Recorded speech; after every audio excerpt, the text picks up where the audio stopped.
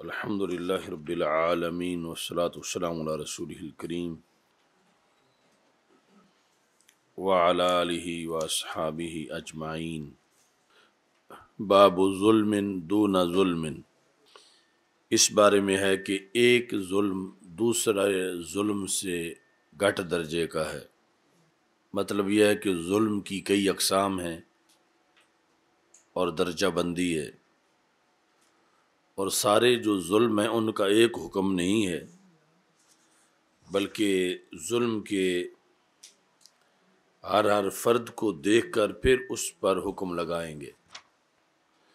ظلم کا ایک فرد تو یہ بھی ہے کہ کسی کی جگہ پہ جو عارضی سی جگہ ہو، پہلے وہ بیٹھا تھا جو اس کے نام نہیں لگی ہوئی تھی محفل میں، اس کی جگہ کو دوسرا بیٹھ جائے، ادھر ان الشرک لظلم عظیم، وہ بھی ظلم ہے۔ اب یہ کتنے درجات ہیں اس کے درمیان؟ تو شرک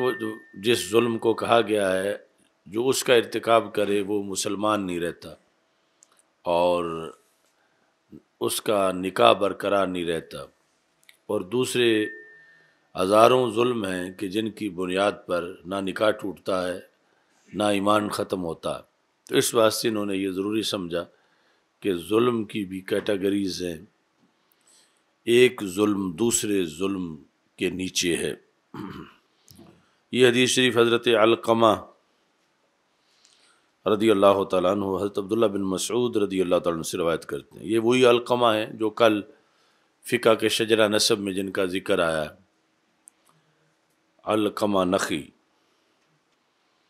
ابو معمر کہتے ہیں کہ جب حضرت عبداللہ بن مسعود رضی اللہ تعالیٰ عنہ کا وصال ہو گیا تو پھر ہم یہی کہتے تھے، قوموا بنا الی اشبہ الناس بہ فقہ الی علقمہ، کہ آؤ لوگو اب ہم حضرت عبداللہ بن مسعود رضی اللہ تعالیٰ عنہ کا اس دور میں جو سب سے بڑا جانشین ہے اس کے پاس چلیں۔ تو ہم حضرت علقمہ کے پاس جاتے تھے، فقہ میں جو ان کے ہم پلہ تھے، یعنی قریب ترین، وہ حضرت علقمہ رضی اللہ تعالیٰ عنہ۔ حضرت عبداللہ بن مسعود رضی اللہ تعالیٰ عنہ کا تذکرہ اسماء الرجال کی کتابوں میں شیخ الاسلام کے لقب سے ہے، شیخ الاسلام، اور ان کو ابن ام عبد بھی کہا جاتا ہے۔ کان اشبہ الناس برسول اللہ صلی اللہ علیہ وسلم ہدیاں ودلاں صاحب الطہور والنعلین والوسادہ، سابقین اولین میں سے آپ تھے، اور صحابہ کرام رضی اللہ تعالیٰ عنہم اور جمیع انسانوں میں رسول اکرم صلی اللہ علیہ وسلم کے زیادہ مشابہ آپ پر کی سنت پر عمل کرنے کے لحاظ سے وہ حضرت عبداللہ بن مسعود رضی اللہ تعالیٰ عنہ ہیں۔ ان کا لقب ہے صاحب الطہور والنعلین والوسادہ، کہ جو رسول اکرم صلی اللہ علیہ وسلم کے خصوصی خادم تھے وضو کرانے کے لحاظ سے اور نالین شریف پیش کرنے کے لحاظ سے اور ان کی حفاظت کے لحاظ سے، اور آپ صلی اللہ علیہ وسلم کے لیے وسادہ تکیہ رکھنے کے لحاظ سے۔ تو یہ فقہ حنفی کا مدار ہیں، یعنی امام اعظم ابو حنیفہ رحمۃ اللہ علیہ کی جو فقہ ہے اس کا مدار بارگاہ رسالت صلی اللہ علیہ وسلم کے نیچے، یعنی سرکار صلی اللہ علیہ وسلم سے انہوں نے پڑھا، اور ان احادیث کو پھر امام اعظم ابو حنیفہ رحمۃ اللہ علیہ نے اکثر اپنی دلیل بنایا۔ یہ نہیں کہ ہر جگہ، اکثر، کیونکہ تطبیق کا جو مسئلہ ہے مثال کے طور پر وہ بھی حضرت عبداللہ بن مسعود رضی اللہ تعالیٰ عنہ سے مروی ہے، لیکن وہ فقہ حنفی میں اس کے مطابق نماز نہیں پڑھی جاتی کہ ہاتھوں کی کنگھی بنا کر پھر رکوع کے وقت گھٹنوں پہ ہاتھ نہ رکھنا بلکہ دونوں گھٹنوں کے درمیان کنگھی بنا کے رکھنا۔ تو یہ بھی ابن مسعود رضی اللہ تعالیٰ عنہ سے مروی ہے، لیکن یہاں امام اعظم ابو حنیفہ رحمۃ اللہ علیہ اس کے قائل نہیں ہے۔ تو اکثر مسائل کے اندر مدار ہیں حضرت عبداللہ بن مسعود رضی اللہ تعالیٰ عنہ، اور فقہا صحابہ میں سے ہیں،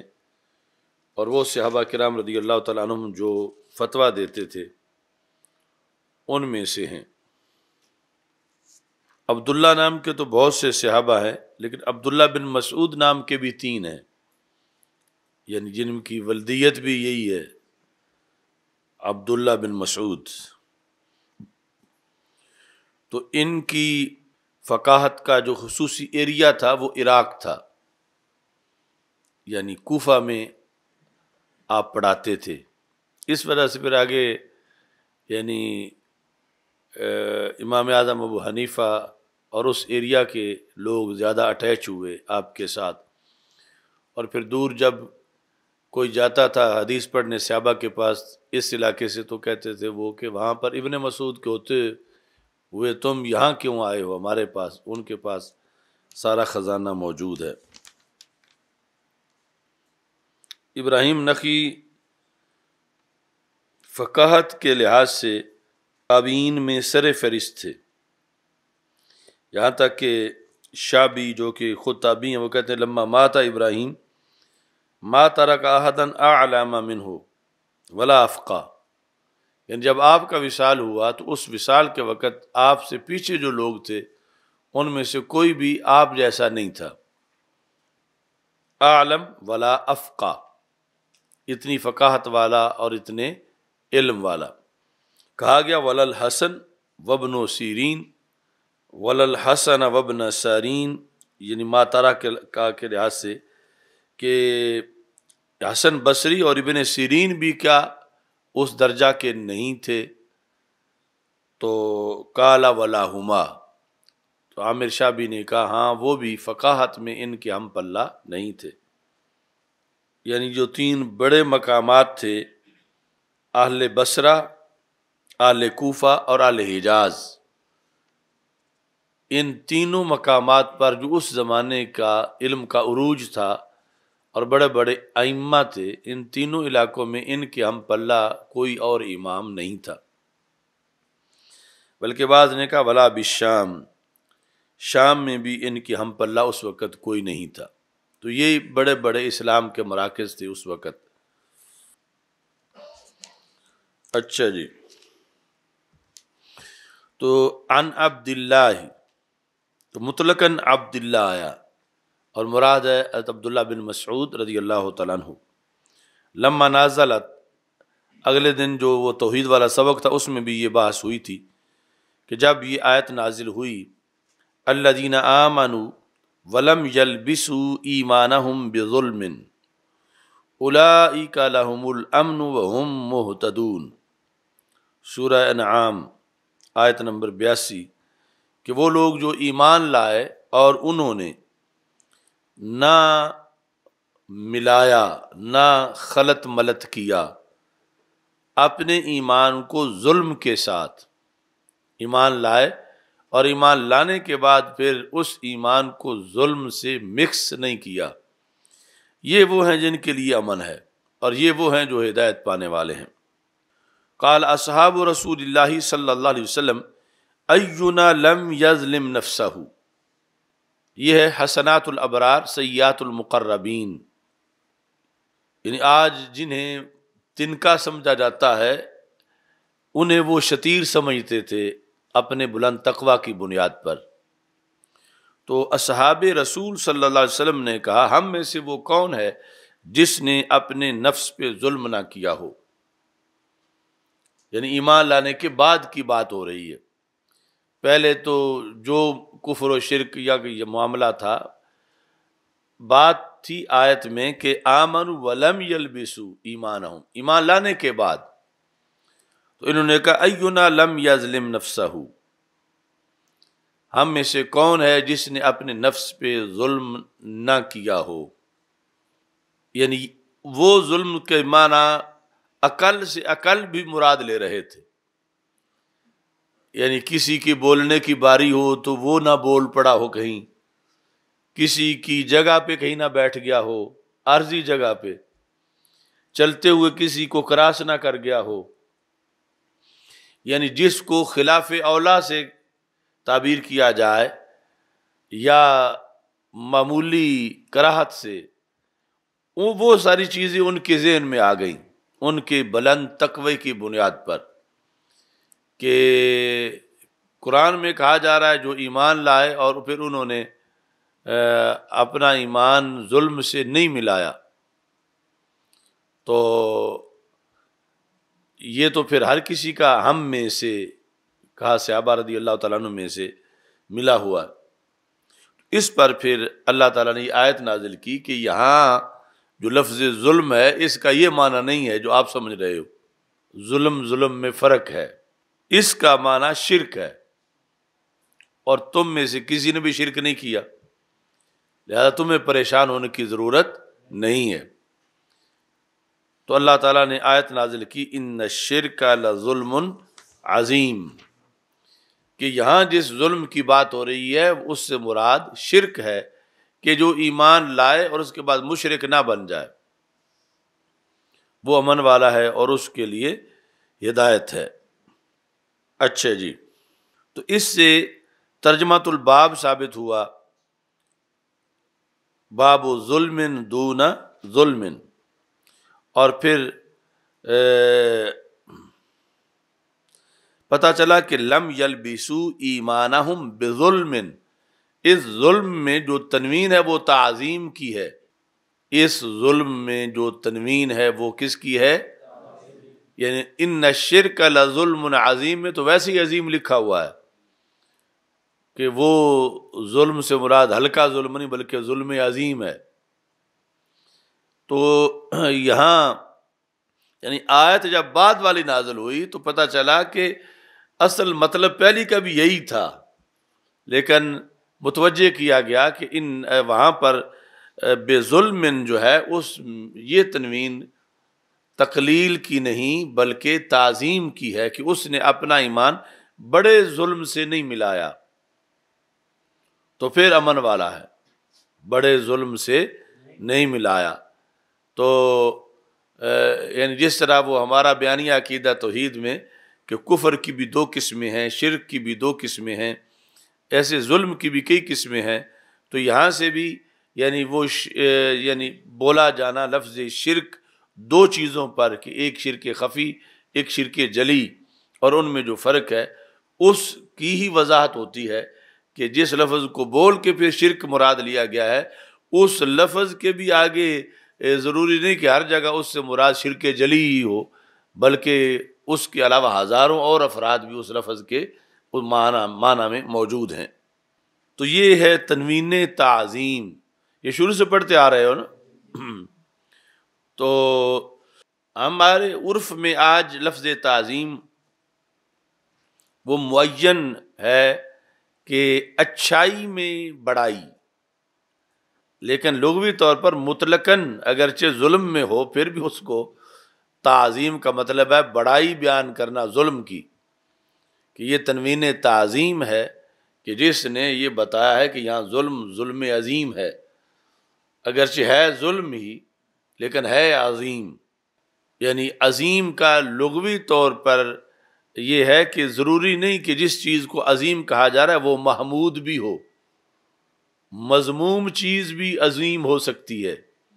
اور مذموم کے لحاظ سے بھی کہا جا سکتا ہے اس کی بڑائی کو لفظ تعظیم کے ساتھ، جس طرح یہاں ظلم کی جو بڑائی تھی اس کو تعظیم سے تعبیر کیا گیا کہ تنوین تعظیم ہے، لیکن آگے اصطلاحی طور پر پھر لفظ یہ ہمیشہ مقدس اور محمود کے لحاظ سے اس کو استعمال کیا جاتا ہے۔ تو یہ سوالات صحابہ میں سے بھی، یعنی جو روزانہ ایک تھیلی آپ کی یہ کھولی جاتی ہے کہ سوالات صحابہ بھی ایک مستقل موضوع ہے، اور وہ امت کی تعلیم کا بڑا دفتر ہے۔ یعنی اگر صحابہ یہ نہ کرتے تو کتنی ہمیں آج الجھنیں باقی رہ جاتی، اور پھر ان میں علم کتنا ہے، اور وہ پھر کتنی بات سمجھ کے سنتے تھے یا سن کے سمجھتے تھے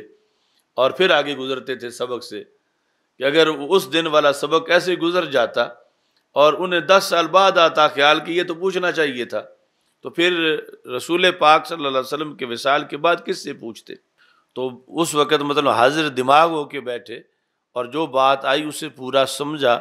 اور اس پر پھر آگے ساری توجہ کی کہ کیا کیا چیزیں اس پر لازم آتی ہیں، اور اپنا محاسبہ کیا کہ اس سے پہلے ہم نے جو پڑھا ہوا ہے کیا ہمارا اس پر عمل ہے، اور یہ کیا اس کے منافی تو نہیں ہے۔ تو اس طرح یعنی ایک ہے علم برائے تقریر، کہ تیاری کر رہے ہیں خطیب صاحب ساری رات لگا کے کہ کل تقریر کرنی ہے، قطع نظر ہے کہ اس کے کہ خطیب صاحب نے خود اس پہ عمل بھی کرنا ہے۔ یعنی ایسا صورتحال ہے نا، یعنی جس میں 100% یا 99% یا 90% یا 50% یہ ہے کہ میں تقریر اچھی کر لوں، تقریر اچھی ہو جائے، یعنی عمل کی سوچ ہی نہیں کہ میں اس لیے پڑھ رہا ہوں کہ میں نے بھی اس پہ عمل کرنا اور میری بھی کمی ہے، اور شکر ہے مجھے یہ میرا علاج مل گیا ہے کہ میں بھی اس پہ عمل کروں گا، اور حوالے ڈھونڈتے وقت یہ تڑپ کہ میں اپنے لیے ایک تعمیری چیز ڈھونڈ رہا ہوں۔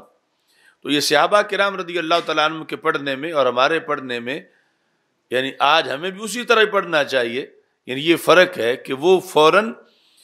اس پر عمل کی سوچتے تھے کہ یہ آیت اتری ہے، کیا اس پر ہمارا عمل ہے یا عمل نہیں ہے، یہ نیا سبق ہے۔ تو پہلے جو اس طرح کا تھا اس پر ہم کاربند ہو چکے ہیں۔ تو یہ یعنی علم برائے عمل،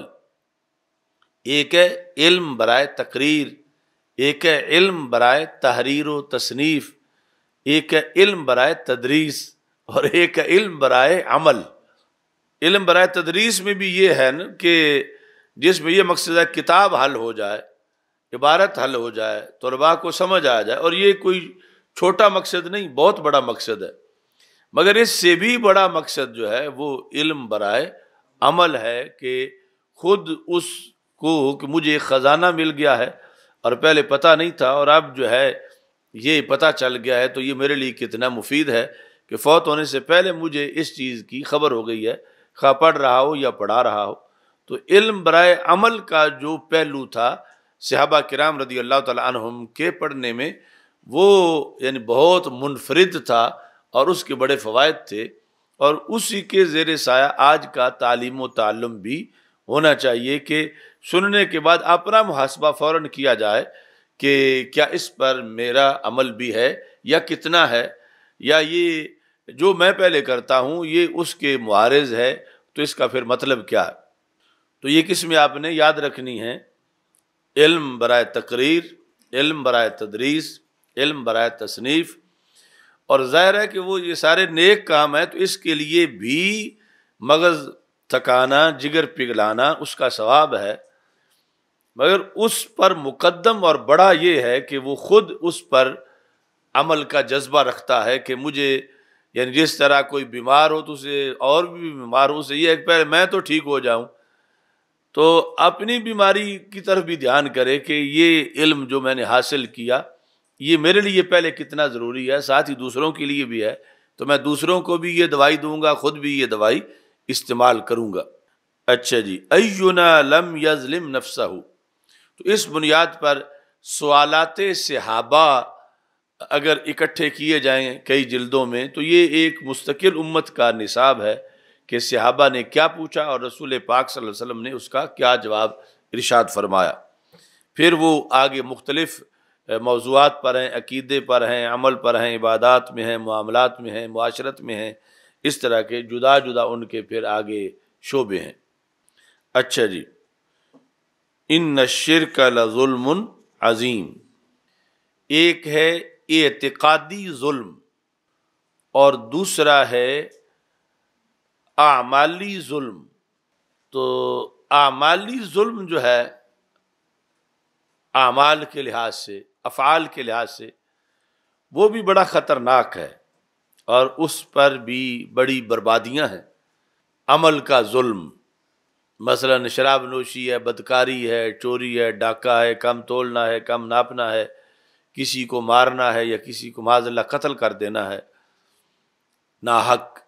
تو یہ سب جو ہیں یہ اعمالی ظلم ہیں، اور ہزارہا آیات اور احادیث ان کی مذمت میں ہیں اعمالی مظالم سے روکنے کے لیے۔ لیکن اعمالی جو مظالم ہیں ان سے جو بڑا ظلم ہے وہ اعتقادی ظلم ہے. یعنی اعتقادی ظلم 1 منٹ کا، اعمالی ظلم 60 سال کا. معاذ اللہ اگر خدا نخواستہ کوئی کرتا رہے 60 سال وہ چوریاں کرتا رہا، ڈاکے مارتا رہا، اس سے جس عذاب کا وہ مستحق بنا 60 سال کی چوریوں کے بعد، اعتقادی ظلم میں 1 منٹ میں اس سے بڑے عذاب کا مستحق بن جائے گا. اتنی اہم چیز ہے عقیدہ، اور اتنا پھر خسارہ ہے عقیدے کے ظلم کے لحاظ سے.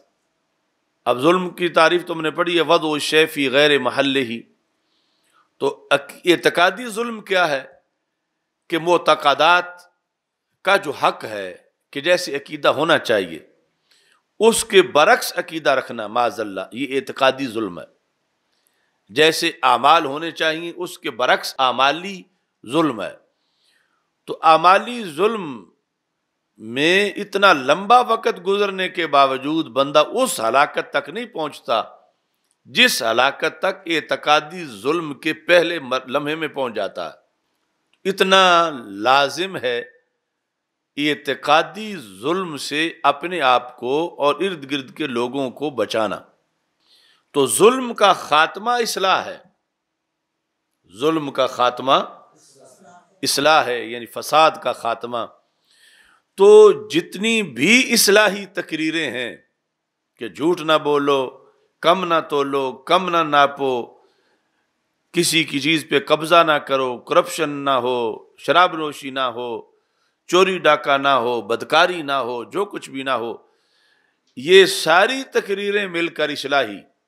اتنا اصلاح کا کام نہیں کرتی جتنی عقیدے کی اصلاح کی ایک تقریر کام کر سکتی ہے. کیونکہ ادھر جو عقیدے کا بگاڑ ہے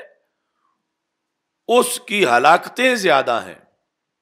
عمل کے بگاڑ کی وہ ہلاکتیں نہیں، یہ اتنی تیزی سے نہیں، یہ اتنی بھاری نہیں. تو اصلاح یہ بھی ہے عمل کے لحاظ سے، مگر جو پہلے نمبر کی اصلاح ہے وہ ہے عقیدے کے لحاظ سے، کہ جہاں منٹ میں 1 صدی کی برائیاں آ جائیں گی اور پھر ہو سکتا ہے منٹ میں دائمی جہنم آ جائے معاذ اللہ. اب 100 کا قاتل بھی بخشا گیا، یہ بخاری شریف میں حدیث ہے. تو 1 قتل ناحق بھی بڑا ظلم ہے، وہ تو 100 کا قاتل تھا اور بخشا پھر بھی گیا. اور دوسری طرف جس نے 1 منٹ شرک کیا اور مر گیا تو نہیں بخشا جائے گا. ان الشرک لظلم عظیم. آخری منٹ تھا معاذ اللہ، جنت تک پہنچا ہوا تھا، وہاں سے پلٹ گیا اور بت پرستی میں چلا گیا اور اگلے مرحلے مر گیا. تو یہ اس نے کسی کو ناخن بھی نہیں مارا تھا ساری زندگی، صوفی تھا، روزے دار تھا، حاجی تھا، اونچا بولا ہی نہیں تھا، کسی کو گالی نہیں دی تھی، ظلم اعمالی اس کا 1% بھی نہیں تھا. لیکن قسمت یہ کہ آخری مرحلے ظلم اعتقادی کر بیٹھا معاذ اللہ. اب ظلم اعتقادی وہ ہے کہ یعنی ظلم اعتقادی کے پھر کئی درجے ہیں، ضروری نہیں کہ ہر ظلم ایسا ہی ہو، لیکن جب اس نے عقیدہ توحید کے لحاظ سے ظلم کیا تو اب کیا ہے کہ اسے کبھی نہیں بخشا جائے گا. ان اللہ لا یغفر ان یشرک بھی یہ فرما چکا ہے. تو یہ ہمارے اس اصول کی دلیل ہے کہ اعمالی جو ظلم ہے ان سے کہیں بڑا اعتقادی ظلم ہے. کہ اعمالی ظلم حد درجے کا تھا قتل، اور پھر 100 قتل، پھر وہ بھی بخشا گیا. مگر اعتقادی ظلم میں جو آخری ظلم ہے شرک، یہ ایسا ظلم ہے کہ اس کے کرنے والا کبھی بھی نہیں بخشا جائے گا. تو اس بنیاد پر پھر اعتقادی اصلاح سب سے بڑی اصلاح ہے. باقی ساری اصلاحات اعمالی جو نہایت ضروری ہیں، روزانہ ہونی چاہیے، مگر وہ سب اس کے تابع ہیں. وہاں جو بگاڑ ہے، چونکہ جیسا بگاڑ ہے اتنی پھر قیمت اس بگاڑ کے مقابلے میں اصلاح کی ہے. جتنا زیادہ بگاڑ ہے اس اصلاح کا زیادہ ثواب ہے. اعمالی بگاڑ پر جو اصلاح ہے ثواب اس کا بھی ہے، مگر اس کا اتنا نہیں جتنا اعتقادی بگاڑ پر اصلاح کا سوال ہو۔ شاید آپ وہ بات سمجھ گئے ہوں جو میں کر گیا ہوں، جو ہمارے معاشرے میں رہ جائے کہ حضرت صاحب آج نہ اصلاحی صاحب بیان ہونا چاہیے، آج حضرت صاحب آئیں گے اور اصلاحی بیان کریں گے۔ اگر خود علماء نے ہی اس طرح کرنا ہے کہ جو سب سے بڑی اصلاح ہے اسے اصلاح ہی نہیں سمجھنا، اسے جھگڑا سمجھنا ہے، اسے فتنہ سمجھنا ہے، اسے ناروا سختی سمجھنا ہے، جو حقیقت میں ان ہزاروں اصلاحی بیانوں سے ایک وہ بیان بڑی اصلاح والا ہے، کیونکہ یہ جتنی بھی ہوئی بالآخر وہ اعمالی اصلاح کا حصہ بنے گی۔ جو 60 سال بدی کا جس بیان نے رستہ روکا، تو ادھر 1 منٹ میں 60 سال کی بدی سے بڑا جرم ہو سکتا ہے عقیدے کی ظلم کی بنیاد پر، اور اگر اس کی اصلاح ہو گئی تو گویا ہر منٹ میں پوری زندگی نہیں مل رہی ہے اور صدیوں کا سفر بندہ طے کر رہا ہے، اور اس کے لیے دروازہ آگے بند نہیں ہے۔ تو کم از کم یہ لفظ تو آپ پوری طرح رائج کر لیں کہ اگر کوئی بیچارہ جگر پگھلا کر عقیدے کی سرحد پہ پہرا دے رہا ہو جان ہتھیلی پہ رکھ کے، تو اتنا کہہ دیں کہ یہ بیچارہ بھی اصلاحی بیان ہی کر رہا ہے، یہ اصلاحی بیان ہے۔ یعنی ہم دوسرے اصلاحی بیانوں کی جو ہم بھی خود بھی کرتے ہیں ان کے اصلاحی ہونے کی نفی نہیں کر رہے، وہ یقیناً اصلاحی بیان ہے، وہ سارے اصلاحی بیان ہیں، اور اس میں سے کسی اصلاحی بیان کو ڈیگریڈ کرنا سوچا بھی نہیں جا سکتا۔ غیبت کی مذمت، جھوٹ کی مذمت، فحاشی کی مذمت، عریانی کی مذمت، جو کچھ بھی ہے وہ سارے اصلاحی ہیں، مگر ظلم یہ ہے کہ جو بڑا اصلاحی ہے اسے اصلاحی نہ ماننا یا اسے اصلاحی نہ کہنا۔ ظلم یہ ہے ہلکے درجے کا، بڑا ظلم نہیں ہے، لیکن ایک درجے میں ظلم ہے، کیونکہ ظلم کیا ہے؟ وضع الشیء فی غیر محلہ ہی۔ تو جو سب سے بڑا اصلاحی ہو اسے پکڑ کے فساد کی جگہ رکھ دینا، تو یہ وضع الشیء فی غیر محلہ ہی ہے۔ اس بیان کا محل تک اسے اصلاحی کہا جائے، لیکن اسے اصلاحی نہیں کہا جا رہا، تو پھر یہ ظلم ہے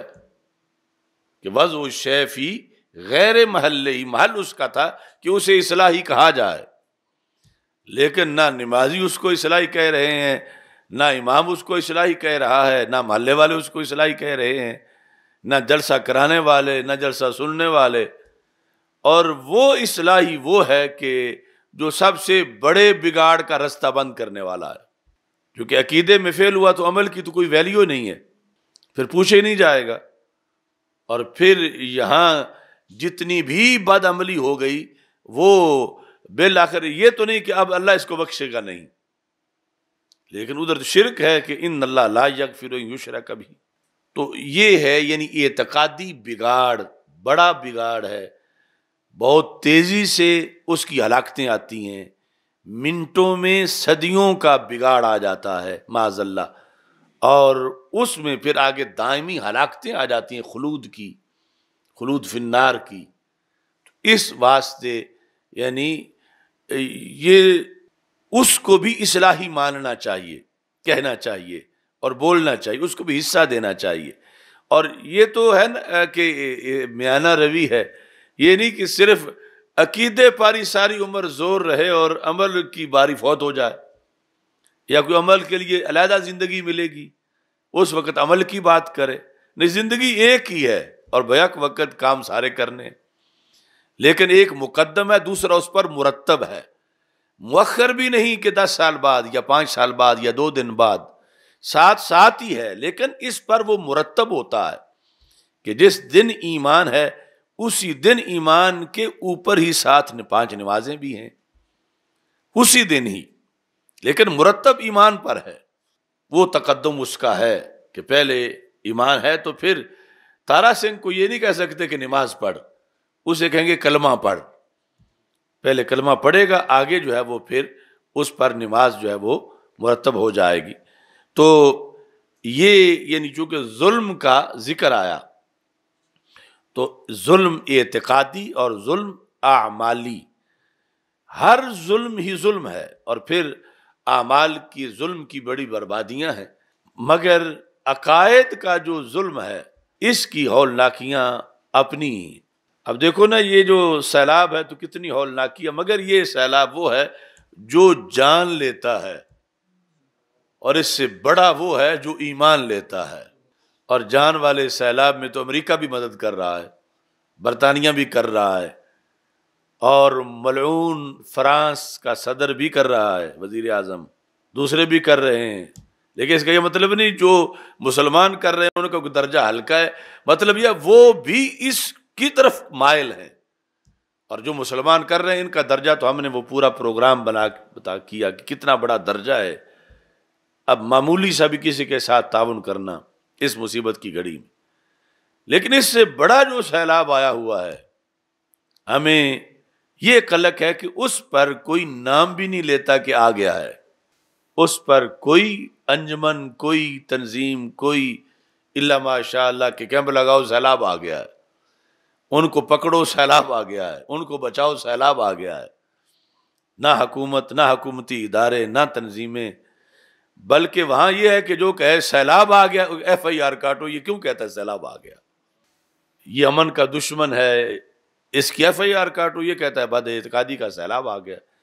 پھر جو ڈوب رہے ہیں ان کو پکڑو تو وہ آگے سے کہتے ہیں کہ گالیاں دیتے ہیں کہ ہمیں کیوں پکڑتے ہو، ہمیں ڈوبنے دو۔ انہوں نے پتہ نہیں کہ اس ڈوبنے میں ہلاکتیں کتنی ہیں، انہیں ڈوبنے کا شوق ہے۔ یعنی زندگی میں بڑا مشکل کام ہو مگر معاشرہ اپریشیٹ کر رہا ہو تو بندے کا حوصلہ بڑھتا ہے، لیکن زندگی میں کہ جس میں پورا معاشرہ ہی خلاف ہو کہ یہ تم کیوں کر رہے ہو اور کرنا فرض ہو، تو وہ کرنا پھر خاص اللہ کے فضل سے ہی ہوتا ہے۔ پورا معاشرہ خلاف ہو کہ ان کو ڈوبنے دو۔ ڈوبنا کیا ہے؟ وہ کہتے ہیں ریفریشمنٹ ہے، ڈوب جانا کلچر ہے، ڈوب جانا ریلیجیس فریڈم ہے، آزادی ہے، ان کو ڈوبنے دو۔ تم کیوں شور مچاتے ہو کہ یہ بد اعتقادی ہے، یہ جہنم ہے؟ تم چپ کرو، تمہیں کسی نے کہا؟ تم اپنی بات کرو، تم اپنے تک رہو۔ یعنی یہ وہ ڈوبنے والوں کا، ان کے ساتھیوں کا، ان کے دیکھنے والوں کا، تماشائیوں کا رویہ ہے۔ دوسری طرف اس کے خلاف جو بچانے والا ہے اس کی تحسین نہیں بلکہ اس کی تذلیل اور توہین ہے۔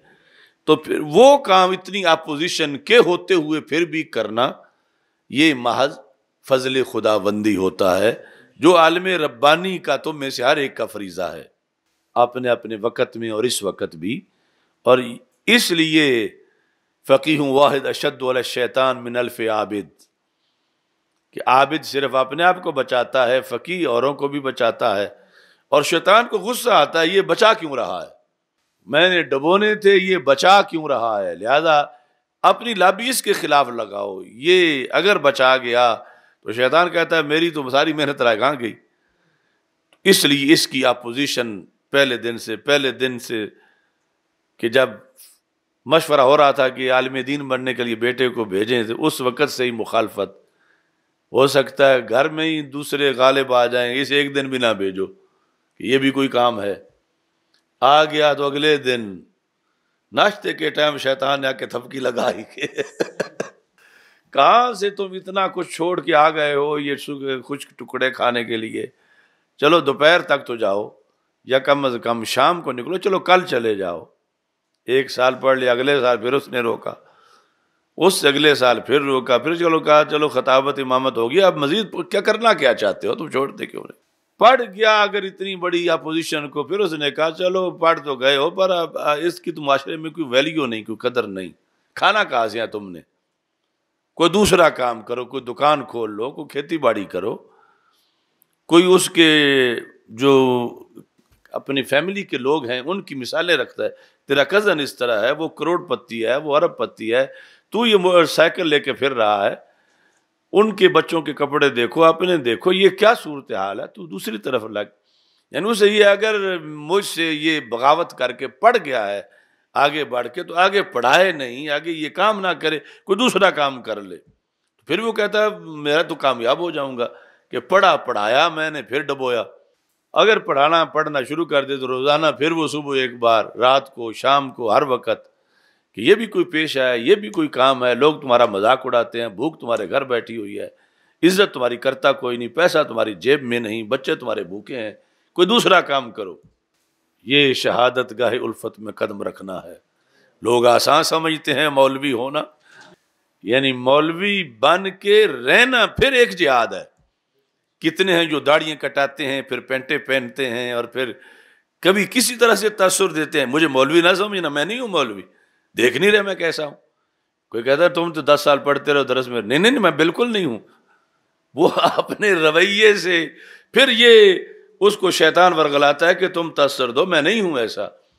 یعنی مولوی نہیں ہوں میں، یہ دین کے کام اور یہ باتیں یہ میں چھوڑ دی ہیں، یہ پرانی باتیں ہیں، اور اس طرح یہ جھگڑے ہیں، یہ ہے وہ ہے، میں تو بالکل براڈ مائنڈڈ ہوں، بولا کھلا دماغ ہے میرا، لبرل ہوں۔ تو روزانہ کی یہ آگے جنگ ہے، اور روزانہ شیطان کی سری پر پاؤں رکھ کے اچھی طرح دبا کے پھر ہی کوئی عالم دین بن کے زندگی بسر کر کے، یعنی جو قابل ذکر ہو تو زندگی بسر پھر کر سکتا ہے۔ اگر تھوڑی سی بھی شیطان کی طرف سے نرم گوشہ رکھے تو وہ تو اگلے دن ہی اس کو اجاڑ دیتا ہے کہ داڑھی منڈاؤ، ننگے سر پھرو، پینٹ پہنو، اور یہ کہو کہ پڑھا ہے میں جانتا ہوں، عربی جانتا ہوں، پڑھ لیتا ہوں، لیکن میں وہ نہیں ہوں، میرے سامنے تم کجنیاں نچاؤ، میرے سامنے تم باد اعتقادی کرو، جو کرو مجھے وہ نہ سمجھو۔ یہ تاثر جس طرح ایک منہاجی دیتا ہے، یعنی طاہر القادری نے خود کہا نا کہ ہمیں دینی جماعت نہ سمجھا جائے، ہمیں مذہبی نہ سمجھا جائے، تو ان کے ہر کارکن کا یہی ہے کہ یہ بتایا جائے کہ ہمیں اس طرح نہ سمجھو۔ ٹھیک ہے ہمیں مولویوں میں کچھ لوگ شمار کرتے ہیں، مگر ہم مولوی نہیں ہیں یہ کہ دین کے پکے ہو جائیں کہ جو دین کہتا ہے اسی پر رہیں، جو مرضی ہے تمہاری کرو، حرام کاریاں کرو، بات اعتقادیاں کرو، صلح کلیت کرو، اور یعنی فحاشی ہمارے سامنے تم ڈانس کرو، تم کجریاں نہ چاہو، ہم بھی سر سے ٹوپی اتار کے ساتھ ہو جائیں گے، کیونکہ داڑھی ویسے ہی چھوٹی رکھی ہوئی ہے یا منڈائی ہوئی ہے۔ تو یہ ہے ایک کلچر، یعنی اندرونی طور پر کہ وہ شکست کھائے ہوئے ہیں معاشرے سے، اتنا ان کو احساس کمتری ہے کہ اگر چہرے پہ داڑھی ہوگی، سر پہ امامہ ہوگا، اسلامی لباس ہوگا، اگر مولویت دینی تشخص ہمارا شعار ہوگا تو ہمیں گھٹیا سمجھا جائے گا۔ لوگوں کے ذہنوں میں ہماری یہ شناخت ہونی چاہیے یہ پورے انگریز کے پروردہ ہیں، اس کے مالشیے ہیں، یا اس کی گود میں رہنے والے ہیں، اور ان کے بڑے رابطے ہیں، ان کے بڑے رابطے ہیں وہاں گرجوں کے ساتھ، اور ان کو وہاں سیٹیں ملی ہوئی ہیں مختلف قسم کے اداروں کے اندر، اور ان کی بڑی اپروچ ہے وہاں جو بائیڈن کے ساتھ آنا جانا رہتا ہے ان کا، تو یہ وہ شو کرانا چاہتے ہیں، جبکہ دوسری طرف دین کچھ اور چاہتا ہے۔ تو صرف پڑھ جانے سے بندہ مولوی نہیں بنتا، مولوی بن جانے کے بعد مولوی بن کے رہنا یہ اس پڑھنے سے زیادہ مشکل ہے، پڑھنے سے زیادہ مشکل ہے کہ جب معاشرہ تضحیک کر رہا ہو، استہزاء کر رہا ہو، مذاق اڑا رہا ہو اسلام مولویوں کا، دین والوں کا، تو پھر بھی مولوی بن کے رہنا ان کے سامنے کہ ہم دین کا حوالہ ہیں، دین نے یہ کہا ہے، ہمارے نزدیک اس سے اوپر کوئی چیز نہیں ہے، جو ہمارے آقا علیہ السلام کو پسند ہے وہی ہمیں پسند ہے، دنیا اگر اس کو دیکھ کے ہمارا مذاق اڑائے یا نہ اڑائے، تو اس طرح ڈٹ جانا یہ اعصاب ہونے چاہیے ایک عالم دین کے، نہ یہ کہ کسی کی ایک تانے پہ ڈھیر ہو جائے، اگلے دن داڑھی منڈائے، امامہ سر سے پھینکے، اور پھر پینٹ پہنے، اور پھر اس طرح بن جائے، بلکہ اس کے اندر ایک مضبوط قوت ہونی چاہیے ایسی ہر چیز کو رون دینے کی، کہ تم اپنا سوچو کہ تم کسی کے ہاتھ کا کھلونا بن گئے ہو، اور ہم اس اصل پر ہیں کہ جو اصل رسول اکرم صلی اللہ علیہ وسلم نے اپنی امت کو عطا فرمائی۔ تو تنوین تعظیم کی ہے، تو یہاں سے بھی پھر جو ہے وہ معتزلہ اور خوارج کا رد ہوا، وہ بغلے مجا رہے تھے، دیکھو کہ تم کہتے ہو کہ عمل کی نفی اگر ہو تو ایمان کی نفی نہیں ہوتی، تو یہاں تو ایمان کی نفی ہو گئی ہے، اولئک لہم الامن وہم المہتدون، یعنی اگر ظلم نہ پایا جائے گا، معمولی سا بھی، وہ شرک سے نیچے نیچے کے مظالم، تو پھر جنت ملے گی، اگر کوئی مرتکب کبیرے کا ہے تو اس کے لیے جنت نہیں، تو یہ انہوں نے کہا ہمارے پھر موقف کے مطابق ہے، کبیرے کا ارتکاب کرنے سے جب عمل کی نفی ہوئی تو بندہ جہنمی بن گیا۔ تو یہ تنوین نے سارا بیڑا اٹھایا آگے سے، تنوین نے، کہ بے ظلم میں جو تنوین ہے یہ بتا رہی ہے کہ یہاں شرک مراد ہے، بڑا ظلم۔ یہ ان لوگوں کو جو جہنمی بتایا جا رہا ہے وہ اس لیے نہیں بتایا جا رہا کہ انہوں نے کہیں کسی کو بیٹھے ہوئے اٹھایا تو اس لیے اس ظلم کی بنیاد پر، اس بدعملی کی وجہ سے نہیں، شرک کرنے کی وجہ سے۔ تو اس سے پھر معتزلہ کا بھی رد ہوا اور خوارج کا بھی رد ہوا، اور اہل سنت کا عقیدہ جو ہے وہ ثابت ہوا کہ مرتکب کبیرہ کے لیے جو عدم امن ہے وہ ثابت نہیں ہوتا، بلکہ مرتکب شرک کے لیے جو عدم امن ہے وہ ثابت ہو رہا ہے۔ اب یہاں پھر وہ کلمہ گو مشرک، آپ کے ذہن میں کھٹکا تو ہوگا کہ پھر یہ ان کی دلیل ہے، وہابیوں کی، جن کا اگلے دن رد کیا تھا زمخشری کے اس جواب سے۔ وہ آیت کون سی تھی؟ وَمَا يُؤْمِنُ أَكْثَرُهُمْ بِاللَّهِ إِلَّا وَهُمْ مُشْرِكُونَ۔ تو یہاں پھر آ گیا کہ ان کے بقول کے ہو سکتا ہے کہ کلمہ گو بھی اور مشرک بھی ہو، کہ پہلے ایمان والوں کا ذکر آگے شرک کے ساتھ جب ملا تو پھر کلمہ گو پہلے سے لے لو، مشرک اگلے سے لے لو، تو اکٹھا ہوگا کلمہ گو مشرک۔ جبکہ ہم کہہ رہے تھے کہ کلمہ گو مشرک کوئی اصطلاح نہیں، ہاں ان والی ہے کلمہ گو منافق۔ تو یہ باقاعدہ، یعنی یہ تو پھر اب آ کے اعتراض ان کی طرف سے بنا، لیکن شروع سے محدثین نے مطلقاً جو ہر جگہ وضاحت لازم ہے اس کی بنیاد پر یہاں سوال کیا۔ اس طرح کے اجتماع ضدین ہو رہا ہے اس مقام پر، ایمان کی ضد ہے کفر شرک، تو دونوں چیزیں اکٹھی ہو رہی ہیں۔ یہ امام قرآنی نے الکوثر الجاری میں کہا ان قلت الایمان والکفر ضدان، الایمان والکفر فکیف یتصور الخلط، ان کو مکس کرنا پھر کیسے متصور ہو سکتا ہے؟ مکس، دودھ ہے، پانی ہے، اور پھر مکس ہو گئے ہیں۔ تو اس بنیاد پر پھر ایمان برقرار رہے، کفر برقرار رہے، پھر دونوں مکس ہو جائیں۔ تو جب جو ضدیں ہیں وہ تو آپس میں ایک ہے تو دوسری نہیں، دوسری ہے تو پہلی نہیں، اجتماع ضدین ہو ہی نہیں سکتا۔ یعنی جس کو کبھی ہمارے اکابر نے جس اعتراض کو اجتماع ضدین بنا کے پھر جواب دیا کہ یہ لازم آ رہا ہے، اسی کو پھر آج جب وہابیہ کی طرف سے ان کا جو پراپوگنڈا کلمہ گو مشرک والا انہوں نے بنا کے پیش کیا، تو ہم نے اسی جواب کا رخ ان کی طرف کر دیا کہ یہ بات تو پہلے ہو چکی ہے، اور یہ حقیقت ہے کہ قرآن میں اجتماع ضدین نہیں ہے، اور وہ تب نہیں ہے جب ہمارا بیانیہ مانو گے۔ اگر تمہارا مانا جائے گا تو پھر تو اجتماع ضدین ہے، اور اجتماع ضدین باطل ہے۔ اچھا جی، فکیف یتصور الخلط، مکسنگ کیسے ہو جائے گی؟ پھر کہتے ہیں قلت اراد الکفر بعد الایمان، یعنی آیت میں کیا ہے کہ الذین آمنوا ولم یلبسوا ایمانہم بظلم، کہ جو ایمان لائے اور پھر کافر نہ بنے ان کے لیے امن ہے۔ ایمان لائے اور کافر، یعنی ایمان ایک حالت ہے، تو ہمارے نزدیک یہ نہیں ہے کہ حالت ایمان کے بعد کبھی کوئی کافر ہو ہی نہیں سکتا۔ ہمارا موقف یہ ہے کہ ایمان ہوتے ہوئے ساتھ کفر بھی ہو، یہ نہیں ہو سکتا کہ مومن بھی ہو اور کافر بھی ہو۔ علی سبیل التبادل ہو سکتا ہے، علی سبیل النوبہ ہو سکتا ہے، باری باری، جس طرح کہ وہ دو ڈول ہیں لٹکائے ہوئے کنویں میں، ایک نیچے جاتا ہے دوسرا اوپر آتا ہے، اس فکسنگ اس طرح کی ہے۔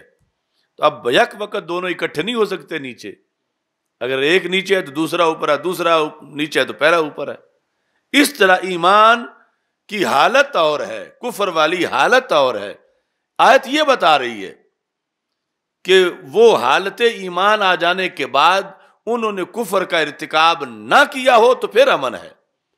اگر ایمان لانے کے بعد کافر ہو گئے ہوں تو پھر امن۔ اس کا تو کوئی رد نہیں کر رہا، اس کا تو کوئی منکر نہیں، کہ ایمان لانے کے بعد پھر کوئی کافر نہیں ہو سکتا. بات یہ ہے جو وہ کر رہے ہیں کہ کلمہ گو مشرک این جس وقت ایمان ہے اسی وقت ساتھ کفر بھی ہو تو پھر اجتماعی ضدین لازم آئے گا اور پھر کلمہ گو مشرک ہونے کی اصطلاح صحیح لازم آئے گی. تو انہوں نے کہا یہاں ایسا نہیں ہے، یہاں یہ ہے کہ وہ ایمان لایا اور ایمان لانے کے بعد اس نے کفر نہیں کیا،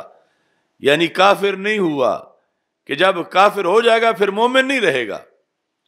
تو پھر جا کے اس کو امن ملے گا. یہ مطلب ہے خلط کا یہاں پر کہ ایمان لانے کے بعد علیحدہ وقت میں جو اس سے علیحدہ ہے اس میں اس نے کفر نہیں کیا کہ جس سے ایمان زائل ہو جائے تو پھر اس کے لیے امن ہے. اور اگر اس نے کفر کیا جس وقت کفر کرتا گیا ایمان زائل ہو گیا، اب صرف کفر اس کے پاس ہے، ایمان اس کے پاس. بات یہ ہے کہ دونوں پاس ہوں بیک وقت، تو ایسا نہیں ہے. اس پر جس کی نفی ہے اس پر وہابیہ کی دلیل ہے اور آیت میں جس کا اثبات ہے وہ ہمارا بیانیہ ہے اہل سنت و جماعت کا. تو کہتے ہیں کہ اراد الکفر بعد الایمان، کہ اللہ فرمایا جو مومن ہونے کے بعد کافر نہیں بنا، یہ نہیں اراد الکفر مع الایمان، ایمان کے ہمراہ کفر، ایسی بات نہیں ہے. اگر ایمان کے مع ہوتا کفر تو پھر ہمارے خلاف تھا، یہاں ایسا ہرگز نہیں ہے. یا پھر یہ ہے کہ یہاں مراد وہ ہے کہ جس کے باطن میں کفر تھا ظاہر میں ایمان تھا، جس طرح کے منافق ہے، یا اس کی بات ہے کہ اس کا رد کیا جا رہا ہے کہ جو منافقت نہ کرے اس کے لیے امن ہے. منافقت کون کر رہا ہے کہ باطن میں کفر ہے اور ظاہر میں ایمان ہے. تو یہ اس حدیث کے لحاظ سے کچھ وضاحت تھی. الحمدللہ رب العالمین والعاقبۃ للمتقین والصلاۃ والسلام علی رسولہ الکریم.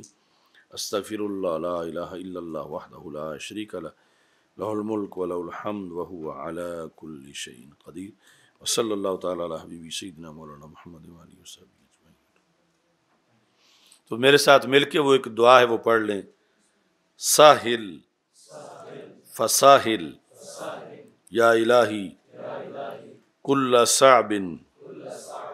بحرمت سید الابرار.